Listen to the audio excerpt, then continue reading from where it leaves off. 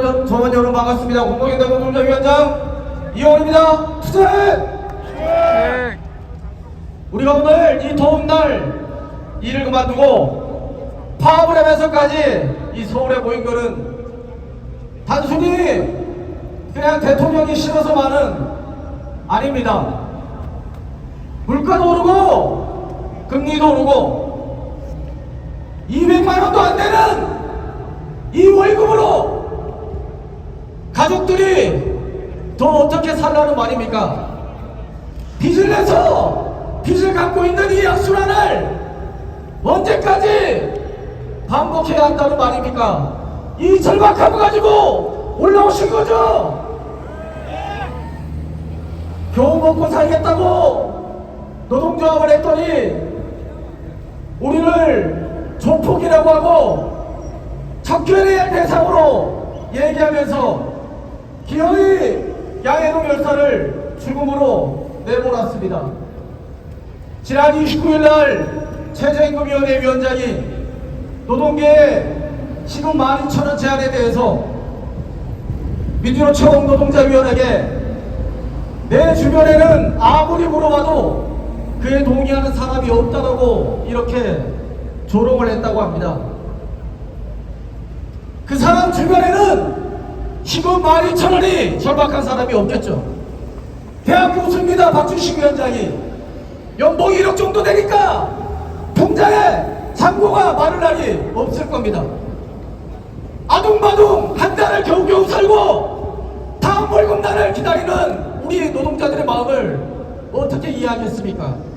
최저임금 받는 노동자들의 처지를 이해하지도 못하는 인간들이 지금 모여서 최저임금을 결정하겠다고 하고 있는 겁니다.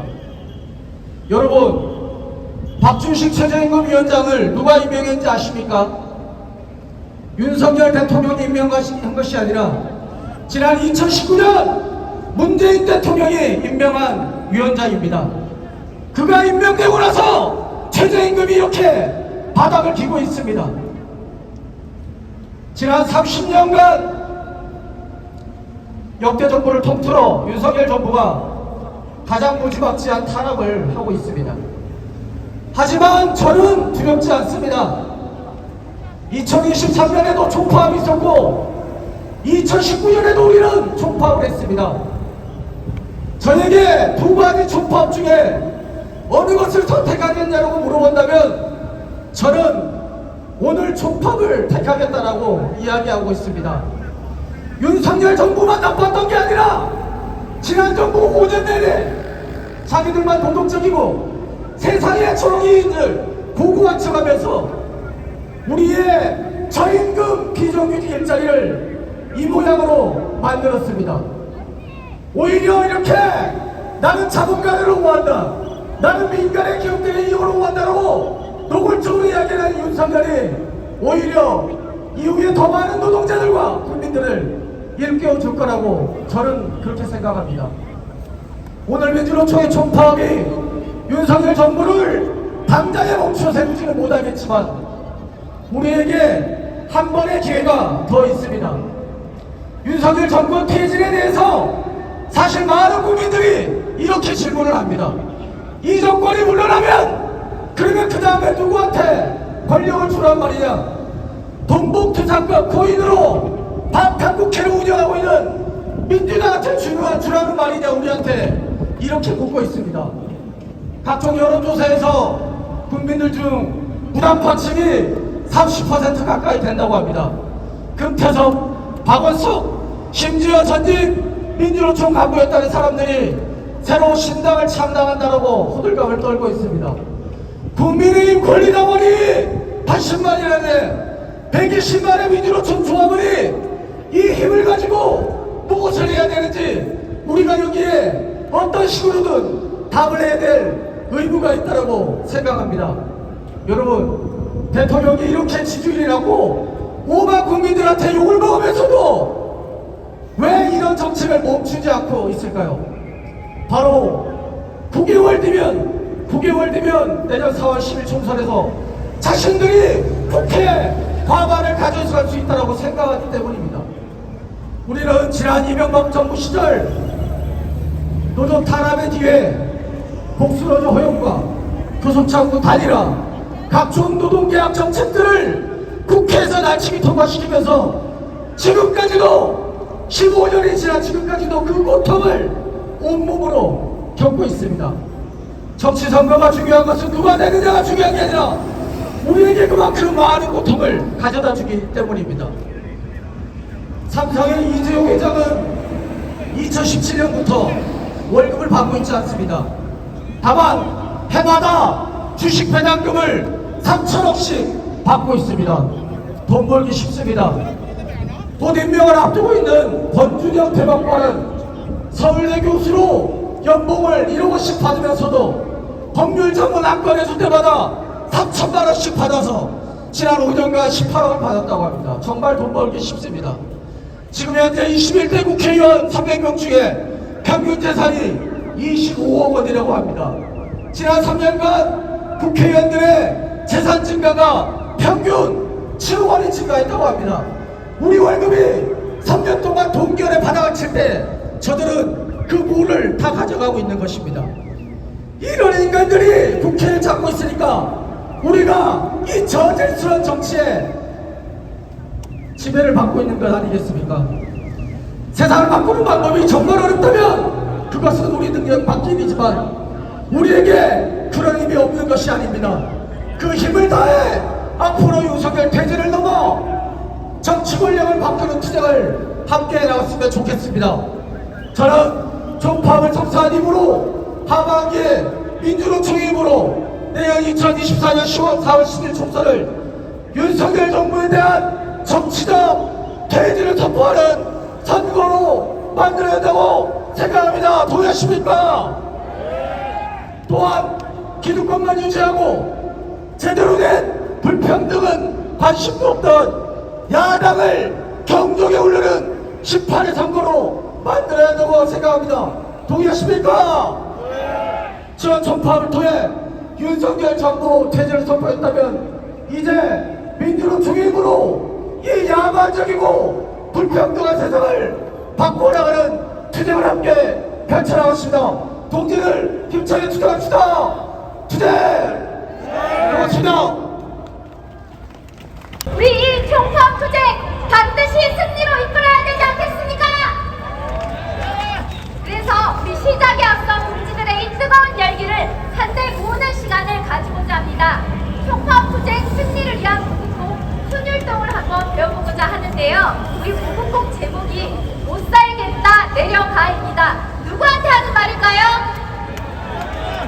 네, 맞습니다. 우리 윤석열이 들을 수 있도록 힘차게 한번 우리의 결의를 모아보도록 하겠습니다. 동작 설명드리겠습니다. 첫 번째 동작은 못 살겠다 동작입니다. 못 살겠다 위의 것들 주먹치고 내려가. 어렵지 않은데요. 설명드리겠습니다. 못 살겠다는 마음으로 손을 4번 털어주시면 됩니다.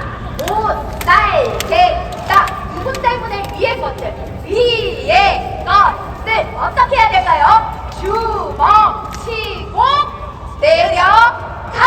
손을 빼주시면 되는데요. 마지막에 내려가는 힘차게 우리 마음을 모아서 소리도 같이 내주시면 됩니다. 동작은 그 자리에서 내려가 비켜라는 동작입니다. 무릎 치고 손뼉 치고 비켜 이렇게 진행이 되는데 어렵지 않죠? 자, 무릎 치고 손뼉 치고 한번 해보겠습니다. 시작!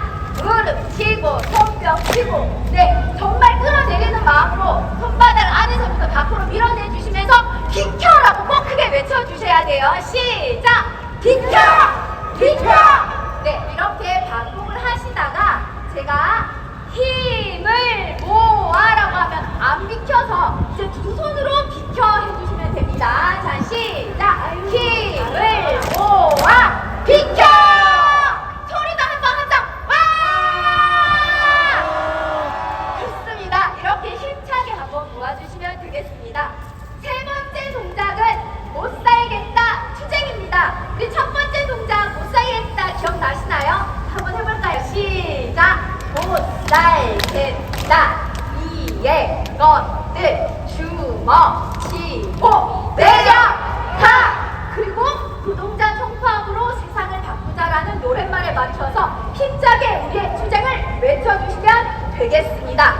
네, 동지들과 함께 그러면 우리 노래에 맞춰서 신나게 한번 해보겠습니다.